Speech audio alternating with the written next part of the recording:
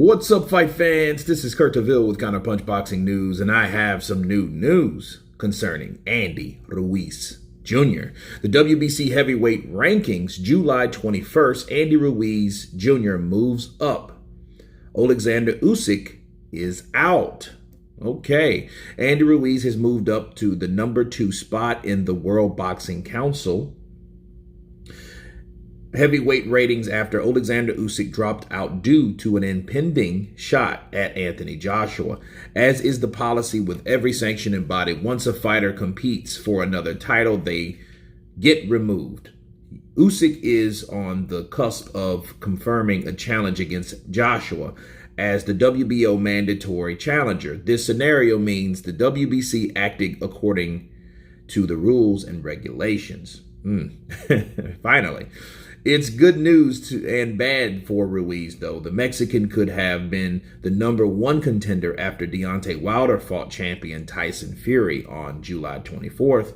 Due to the fight being pushed back likely until October, Ruiz will have to be content with moving from 3 to 2. Luis Ortiz also climbs a place, as he does everyone else in the rankings due to the Usyk situation. Joseph Parker is now 4th, with Joe Joyce in 5th.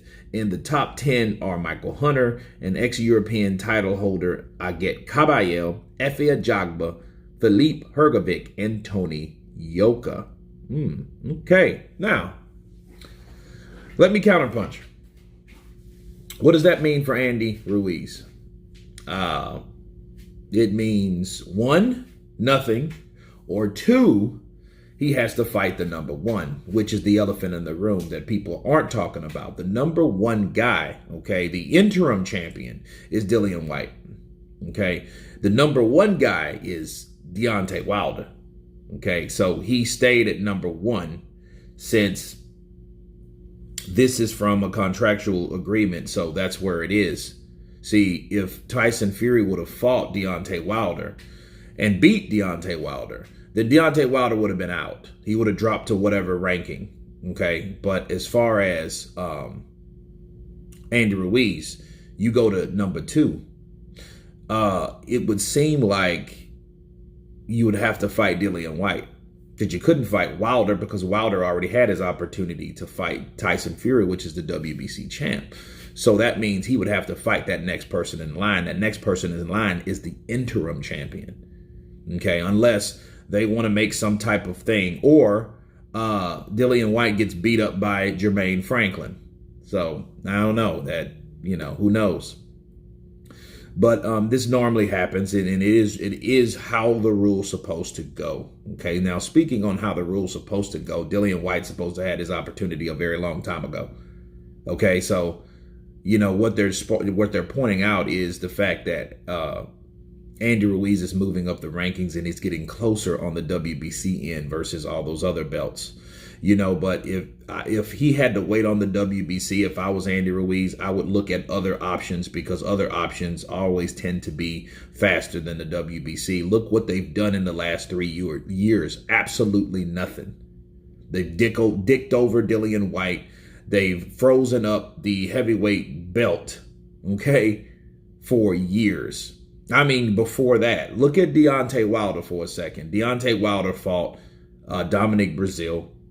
Dominic Breazeale became the mandatory after he fought. I can't even remember who he fought, honestly. But because of him beating that opponent, which he was number 4, he ended up on some type of underhanded agreement to fight for the mandatory. So he held on to that position until he got his opportunity and got knocked out in the first round by Deontay Wilder. Well done, Deontay Wilder. But that was the fight that people didn't really, first of all, didn't want to see. Second of all, didn't need to see, because Dominic Breazeale didn't need to be there. And I know it's really not his fault at the end of the day. However, you fought Luis Ortiz, okay, because you gave Luis Ortiz an opportunity.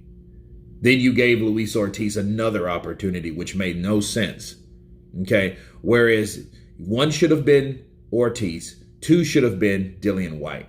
Now imagine where Deontay Wilder would have been with the fans and with the legitimacy of being a champion, had he took on Dillian Whyte and knocked Dillian Whyte out like he did Ortiz, he would have been looked at a lot differently. A lot of people couldn't have had anything to say about him, including me.